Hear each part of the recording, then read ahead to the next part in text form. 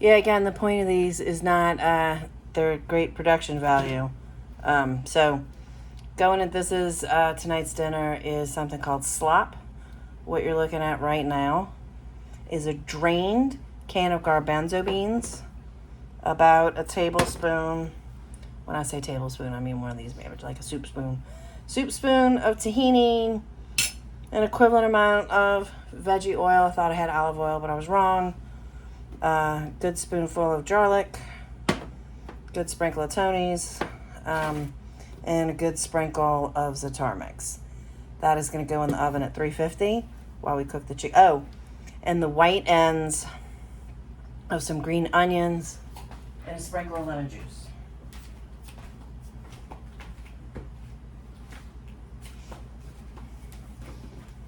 Off camera, I have rice in the rice cooker, but that's just basic. So I'm putting this in. And the chicken and the beans should be done at about the same time. So I'm turning the fire on. I'm using fresh chicken today because I got a deal. And because I bought more of my all-time favorite frozen chicken, which is a pre-cut, diced frozen chicken. And then it never ended up in the freezer when we got home from the store. So it is going out in the trash. So just enough oil to cover the bottom of the pan. And I'm going to put a little bit of this tub butter that has melted, just for flavor. Yeah, the tub butter always looks weird. It's whatever though.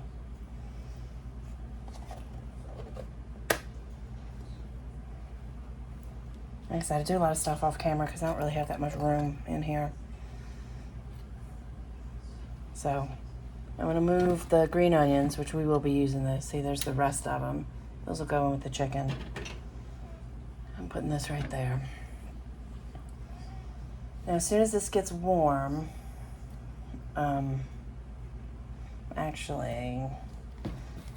so I got some really giant chicken breasts at a good price.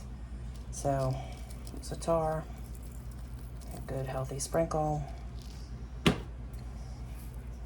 Tony's, good healthy sprinkle, garlic.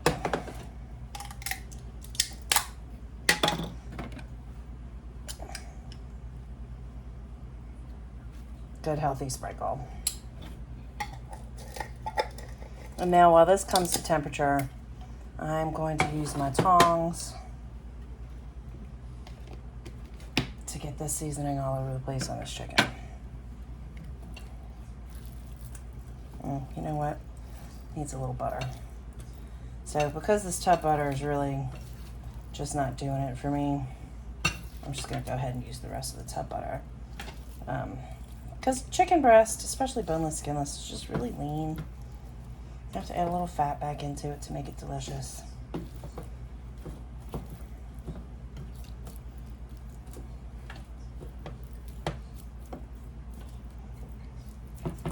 Yeah, see, so. And I'm just using the tongs. I don't really like to touch raw meat.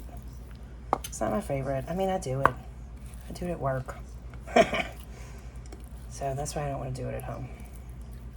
Actually, looks like I don't need anything extra. Now my pan is getting nice and warm, so we're going to start.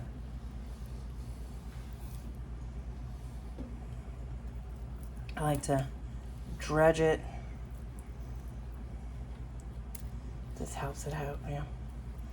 This was 2 chicken breasts. This is all the chicken cutlets that I got. I sliced them in half by thickness, and then I cut them up into pieces, and I got a total of 8 pieces.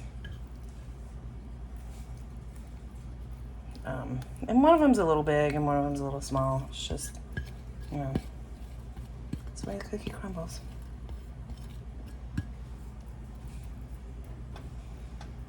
So now I'm going to turn this up.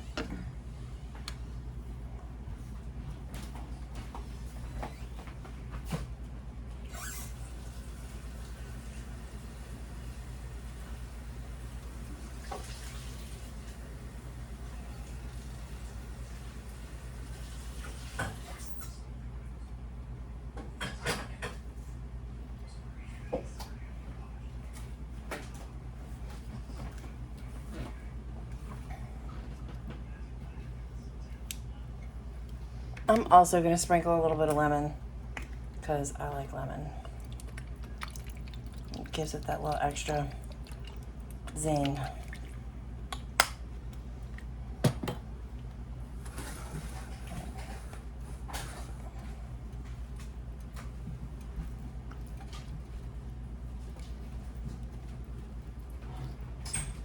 So this is up to medium high now. And when the chicken and the beans should be done at the same time. I'm just gonna let these tongs rest right here.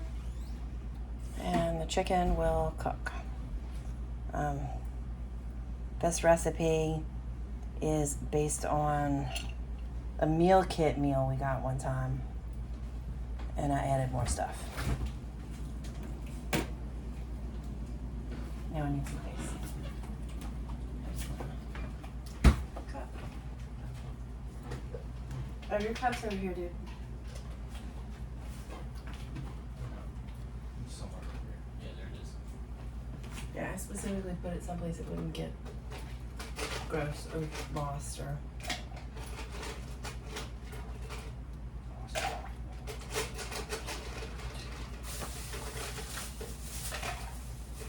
What are you looking for? I'm just digging. Because I'm literally looking down. It's literally happening. I'm just checking out where you're at.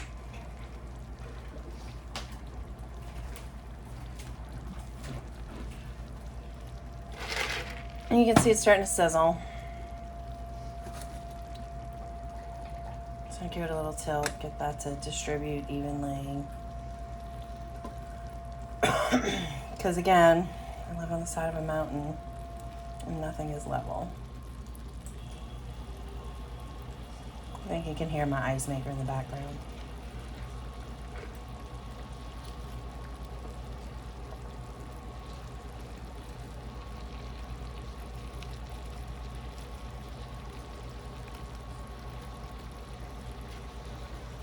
Now this chicken may end up needing a little bit of salt because it is not frozen chicken, it's fresh chicken. Sometimes the fresh chicken's a little salty too. So 2 chicken breasts gave me 2, 4, 6, 7 cutlets. So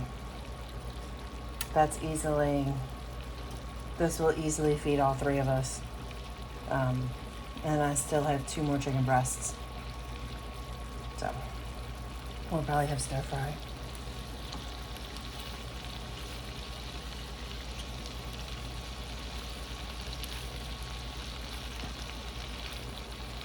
Like, I want to get this biggest piece in the hottest part of the pan. I maybe could have pounded him a little bit, but if I had, they wouldn't fit, so. And I wasn't sure if he had a pounder, so.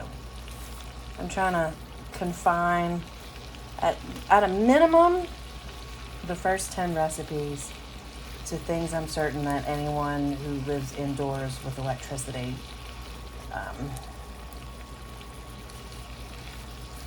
would have. Set the bar real low because some people are starting over. Some people never got a chance to get started. So everybody should be able to make a few meals. So this Satar seasoning, I want you to know that I bought this at Samad Grill in Atlanta. I buy most of the Mediterranean seasonings that I still have, I purchased at Samad Grill in Roswell. So if you happen to be in Roswell, Georgia, and you want to eat the best Mediterranean food like ever, and you want to buy some seasonings so you can cook this food for yourself again, you cannot go wrong with Samad Grill in Roswell. So you can see how this one's getting that telltale white up the side, so this big guy.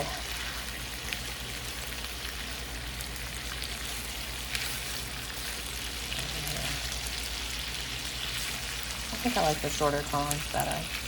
Yeah, I'm gonna turn these guys all over just the one time. We'll probably turn them over again. I like to flip my food, okay? I'm a food flipper.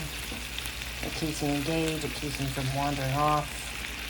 And if you're not an idiot, it's not ruining your food.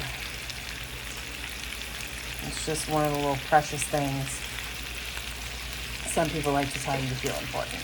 Honestly, if at the end of the day you end up with a meal that you enjoy, you did it right. And you don't get sick. I mean, there's food safety, right?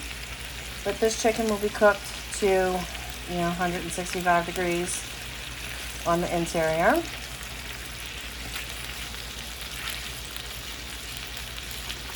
I'm going to peek at the...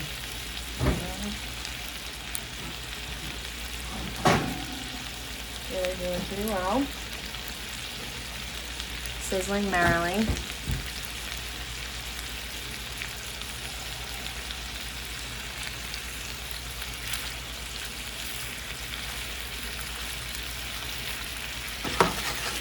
Sometimes with pieces like this that are kind of thick, I will still put a little liquid in the pan.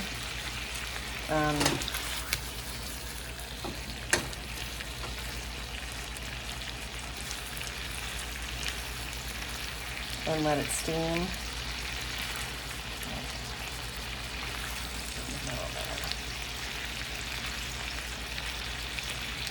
Just to make sure, because nobody wants salmonella.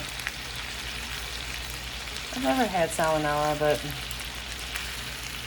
I Google a lot. It just does not seem delightful.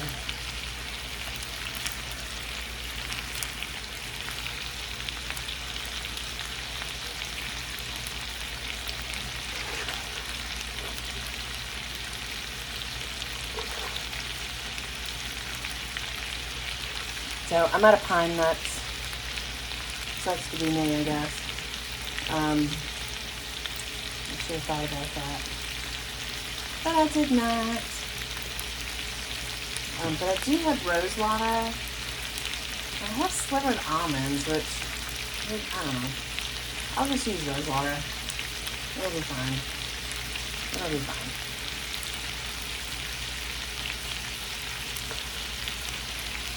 It won't be a perfect Lebanese tea, but it'll do.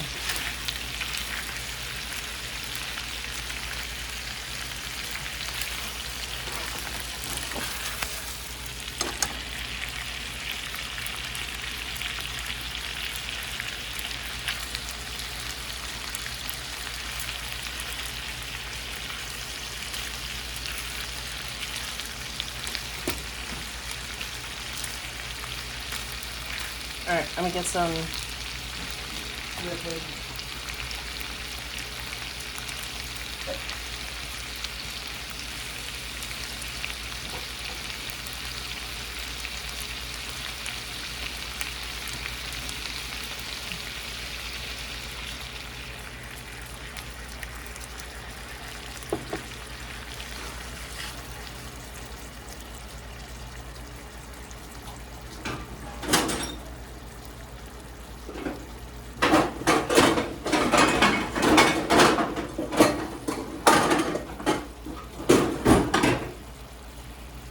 And lid. Woo.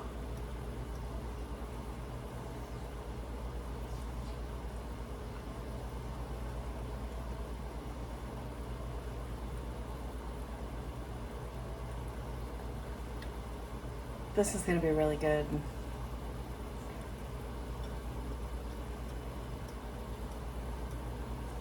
So this has been on medium high, and as we approach the final, I'm turning it up to the lowest edge of high, and I'm gonna futz with my garbanzos right now.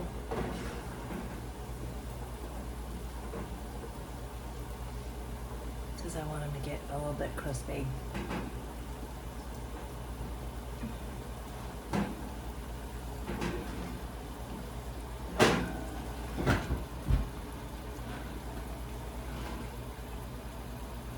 So in a minute or three, I'm going to turn this Managino to broil. Then I'm going to put the chicken in the oven with the beans, and I'm going to cook these green beans real quick. So I got to move these. I'll put this right there. It's fine. Because all that stuff is going to go in the... I'll put this away. Because this is plastic, so I don't want this to catch fire or anything. That would be so sad.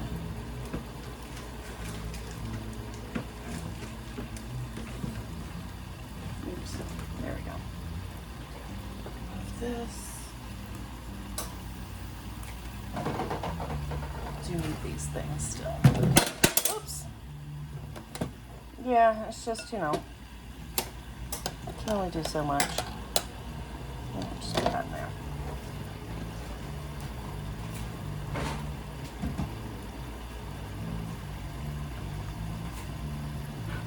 Alright, so now, I know.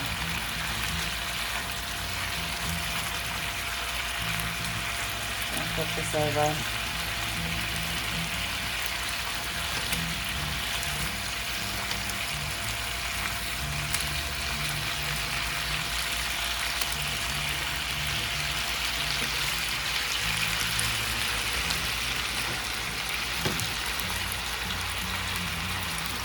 Getting it around, making sure I've got good pan contact.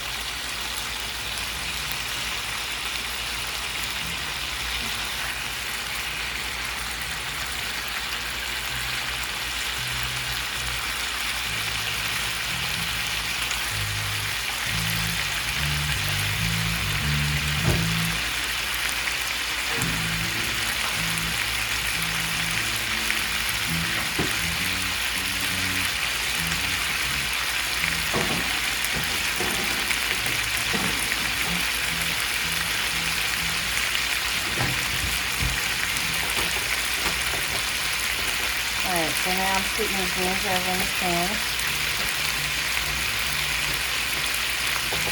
And the chicken's going in to the oven.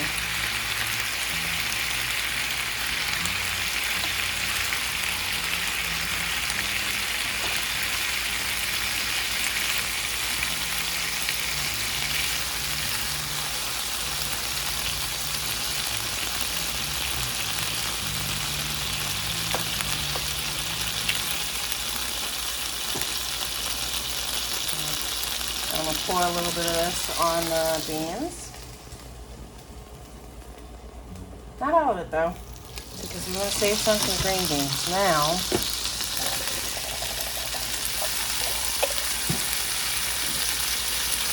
this goes back in the oven, and I will cut it to broil.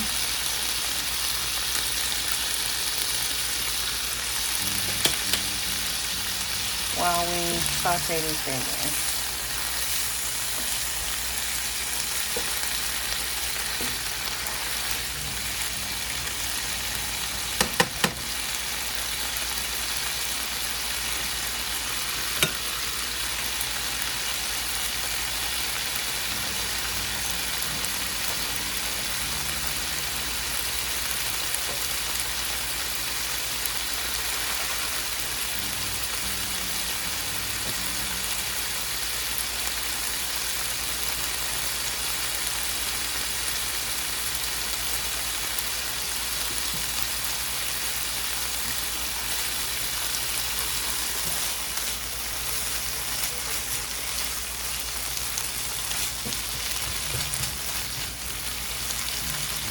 I'm going to taste the green beans.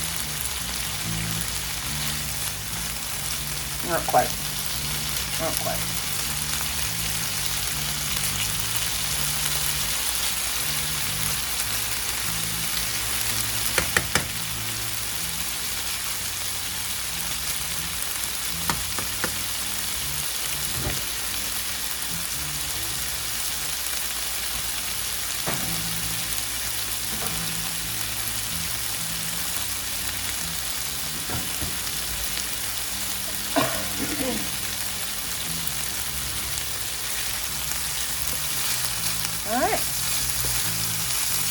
good as the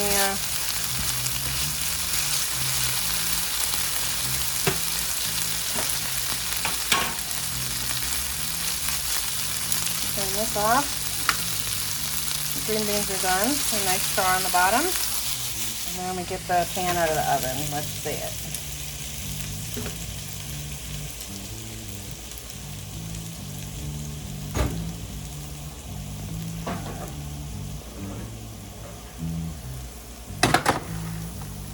And there we go. That's the garbanzo beans, chicken, and the rice.